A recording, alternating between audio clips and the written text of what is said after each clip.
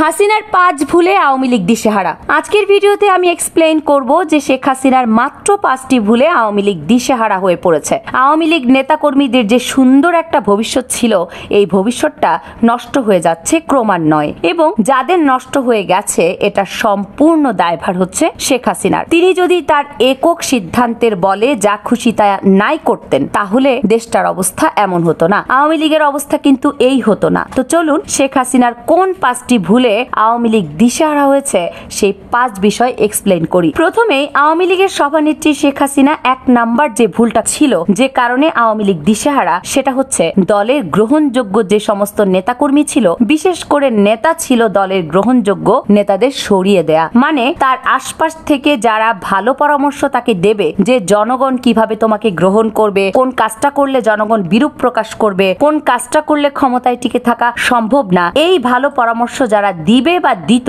সেই সমস্ত নেতাদেরকে শেখ হাসিনা তার আশপাশ থেকে সরিয়ে ফেলেছিল, যার ফলে শেষে আর কাউকে পাশে পায়নি। যেমন আমি উদাহরণস্বরূপ বলতে পারি সৈয়দ আশরাফুলের কথা। তিনি আওয়ামী লীগের একজন একনিষ্ঠ নেতা ছিলেন। সমস্ত ধর্মের প্রতি তিনি সুবিচার করতেন। মানে নির্দিষ্ট ইসলামের উপর বুলডোজার চালাতে হবে, ইসলাম ধর্মকে জঙ্গি সাজাতে হবে, নো, হিন্দু, বৌদ্ধ, মুসলিম, খ্রিস্টান তার কাছে সব এক। তিনি জনগণকে ভালোবাসেন এবং 2014 সালে শেখ হাসিনা যখন একক নির্বাচন করে, প্রথম এই একক নির্বাচনে বাধা দিয়েছিলেন এই সৈয়দ আশরাফ। তবে পরবর্তীতে তাকে সরিয়ে ফেলা হয়। এরপরে বঙ্গবীর কাদের সিদ্দিকী আছে, এরপরে ডক্টর কামাল হোসেন ছিল। এই সমস্ত নেতাদেরকে দলে যোগ্য স্থান না দিয়ে তাদেরকে আউট করে দেয়া ছিল শেখ হাসিনার জীবনের সবচাইতে মহান রাজনৈতিক ভুল। এই ভুলের কারণে আওয়ামী লীগকে সাফার করতে হচ্ছে। শেখ হাসিনা জীবনে পলিটিক্যাল 2 নাম্বার যে ভুল ছিল, সেটা হচ্ছে প্রশাসন নির্ভর হয়ে রাষ্ট্র চালানো। তিনি তার দলের নেতাকর্মীকে মূল্যায়ন না করেই তিনি সম্পূর্ণ নির্ভর হয়ে গেলেন প্রশাসনের উপরে। দেখেন, প্রশাসনের উপরে নির্ভর হয়ে তিনি রাষ্ট্র চালাতে পেরেছেন, কিন্তু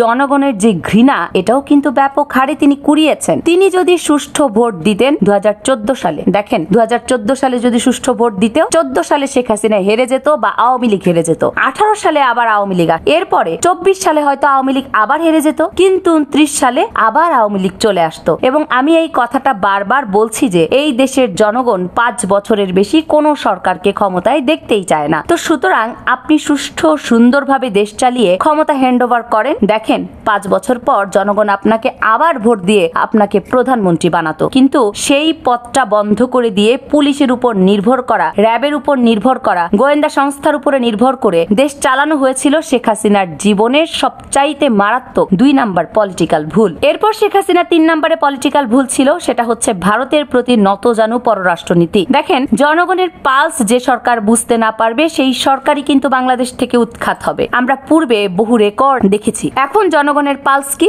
জনগণের পালস হচ্ছে, দেখেন এই দেশের অধিকাংশ মানুষ ভারত বিদ্বেষী। কারণ কি? ভারত টাইম মতো আমাদেরকে পানি দেয় না, যখন পানির প্রয়োজন নেই তখন বন্যা দিয়ে এই দেশের মানুষকে কষ্ট দেয়, ভাসিয়ে দেয়, এরপর বর্ডারে গুলি করে হত্যা করে। এরকম বহু কারণে ভারতের প্রতি এই দেশের মানুষের একটা বিদ্বেষ আছে। তো সুতরাং এই জিনিসটাকে ব্যালেন্স করে চলতে হবে। যদি আপনি ভারতের সাথে একটা লেনদেন করবেন, সেটা অফিসিয়ালি থাকুক, কিন্তু যখন আপনি টিভি স্ক্রিনের সামনে এসে বলবেন যে আমি ভারতকে যা দিয়েছি ভারত সারা জীবন তা মনে রাখবে, তার মানে কি? আপনি জনগণের বিপক্ষে চলে গেলেন। এই যে ভারতের প্রতি নতজানু পররাষ্ট্রনীতি যে আপনি দেখালেন, জনগণের কাছে ধৃষ্টতা দেখালেন, এটা জনগণ কিন্তু আপনার উপর ক্ষিপ্ত হয়ে গেল। এখানে আপনাকে বুঝতে হবে যে আমার দেশের অধিকাংশ মানুষ ভারতের উপরে ক্ষিপ্ত। তো সুতরাং এই ভারতের সাথে আমি যে প্রেম করতেছি, এই প্রেমটা গোপনেই থাক, এটা আমি ওপেন করার দরকার নাই। যখন আপনি ওখানে বলছেন যে ভারতকে যা দিয়েছি ভারত সারা জীবন মনে রাখবে, এই দেশের মানুষকে আপনি ইলিশ না খাইয়ে ভারতের দাদা বাবুদের ইলিশ খাওয়াচ্ছেন, এটা যখন জনগণ সচক্ষে দেখেছে, মিডিয়ায় আসতেছে, তখন কিন্তু ক্রমান্বয়ে শেখ হাসিনার প্রতি বাংলাদেশের যে জনগণ, তাদের কিন্তু একটা বিরূপ একটা ঘৃণা তৈরি হয়ে যায় যে এই সরকারকে আমরা চাই না। এই জিনিসটা বুঝতে হবে এবং এই জিনিসটা প্রকাশ্যে করে শেখ হাসিনা ছিল সবচাইতে মারাত্মক পলিটিক্যাল ভুল। এরপর শেখ হাসিনার যে 4 নাম্বার ভুলটা, যাতে আওয়ামী লীগ দিশেহারা একেবারে, সেটা হচ্ছে এই যে ছাত্র আন্দোলন যখন শুরু হলো, শেখ হাসিনা গোয়েন্দা রিপোর্ট পেয়েছে কিনা তা আমি জানি না, যে এই আন্দোলনের সাথে কোটার যে আন্দোলনটা, এটার সাথে আওয়ামী লীগের অনেক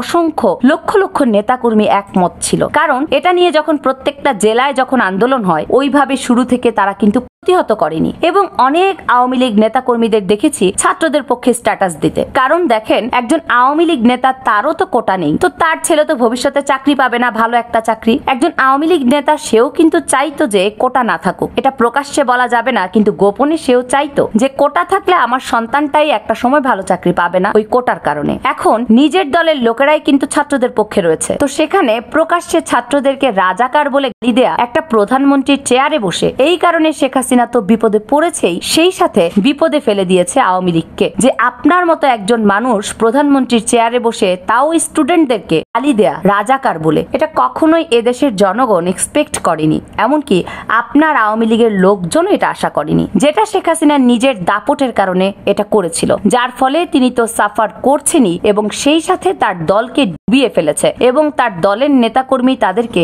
শেষ পর্যন্ত বিপদে ফেলে দিয়েছে। এরপর শেখ হাসিনা যে সর্বশেষ 5 নাম্বার যে ভুলে আওয়ামী লীগ দিশেহারা, সেটা হলো শেখ হাসিনা এ দেশ থেকে চলে গেছে। আওয়ামী লীগের অ্যাক্টিভিটি দেশে আর নেই। আপনি ভারতে আছেন, ভারতে একটু ভালো করে বসে থাকেন, তো একটা বিষয় শেখ হাসিনার মাথায় রাখা উচিত যে আমি বাংলাদেশ থেকে ভারতে পালিয়ে এসে একটা সেফ জোনে আছি, আর আমার অধিকাংশ নেতাকর্মীরা দেশ থেকে পালাতে পারেনি, তারা দেশের মধ্যে আছে, চুপচাপ আছে। তো আমি আবার কেন উস্কানিমূলক বক্তব্য দেব? এই যে ধানমন্ডি 32 যেদিন ভাঙা হলো, ওই দিনই উনি বক্তব্য দিতে আসেন অনলাইনে, তো কোনো দরকার আছে? এরপরে তো আরো বেশি ক্ষিপ্ত হয়ে গেল।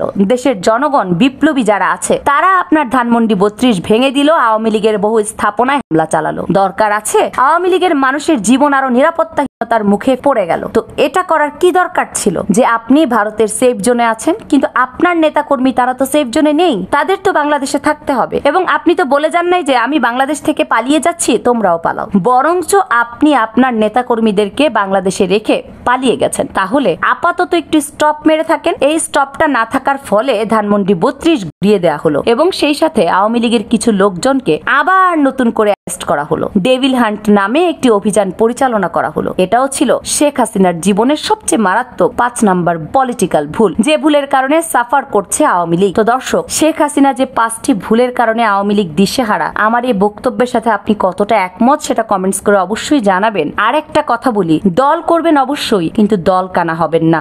কামরুন নাহার রাখি, কেএনআর মিডিয়া।